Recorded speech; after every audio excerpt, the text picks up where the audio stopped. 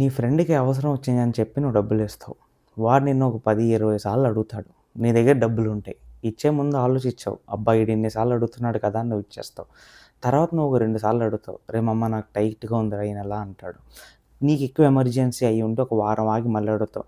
"రేయ్ నీకు చెప్పాను కదరా టైట్‌గా ఉంది కదా!" అని అంటాడు.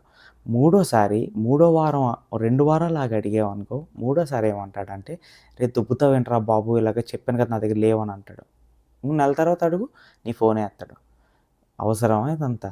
అంటే ఇది నీ లైఫ్‌లో జరిగిందో లేదో తెలీదు గానీ మాక్సిమం లైఫ్‌లో జరుగుతది. అందుకనే దాని బదులు డబ్బులు ఇవ్వకపోవడం మంచిదని నేను అంటున్నా.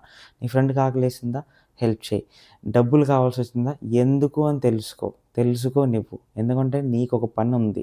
ఆ డబ్బులు నువ్వు ఒక పర్సన్‌కి ఇస్తున్నావు. నీకు అంతులేనంత డబ్బులున్నప్పుడు ఇచ్చుకో పర్లే. కానీ నీకేదన్నా ఇంపార్టెంట్ పనుంది ఆ డబ్బులతో అన్నప్పుడు నీ ఫ్రెండ్‌ని కానీ, ఎవరన్నా గానీ నిన్ను డబ్బులు అడుగుతున్నప్పుడు ఆ ఎమర్జెన్సీ ఆఫ్ ద సిట్యుయేషన్ అర్థం చేసుకో.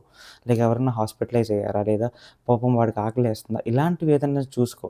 అంతేగాని నీకు సో కాల్డ్ రీజన్స్ ఉంటాయి. నీకు అర్థమైపోతాయి. దానికి కూడా వాడు నిన్ను అడుగుతున్నాడు, వాడి దగ్గర లేదు అన్నప్పుడు నీకు మళ్ళీ ఇచ్చేస్తా అంటారు. కానీ ఇవ్వరు. అది అస్సలివ్వరు. తర్వాత నీకు నిజంగానే ఎమర్జెన్సీ వచ్చినప్పుడు లాస్ట్‌కి ఫూల్ అయ్యేది నువ్వు, లాస్ అయ్యేది నువ్వు.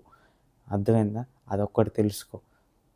ఫ్రెండే కదా అనుకుంటే మాత్రం లాస్ట్‌కి ఫ్రెండే ముంచేస్తాడు నిన్ను. తెలుసో తెలీకో. ఓకే. అదొక్కటి తెలుసుకో.